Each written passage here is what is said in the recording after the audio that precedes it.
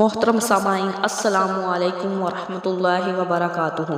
میری آج کی ویڈیو ہے دوست کے بارے میں۔ دوست کس طرح کا بنانا چاہیے، اچھا دوست بنانے کے کیا فائدے ہیں اور برا دوست بنانے کا کیا نقصان ہے۔ حضرت علی رضی اللہ تعالیٰ عنہ نے فرمایا، ایسے دوست کو چھوڑ دو جس میں یہ چیزیں ظاہر ہوں۔ 100 دوستوں سے وہ ایک دشمن اچھا ہے جو دل میں نفرت تو رکھتا ہے لیکن منافقت نہیں۔ برا دوست کوئلے جیسا ہوتا ہے، جب کوئلہ گرم ہوتا ہے تو ہاتھ جلا دیتا ہے اور جب کوئلہ ٹھنڈا ہوتا ہے تو ہاتھ کالا کر دیتا ہے۔ اس کو دوست مت بناؤ جو کسی محفل میں آپ کو شرمندہ کرے، خواہ وہ مذاق ہی کیوں نہ کر رہا ہو۔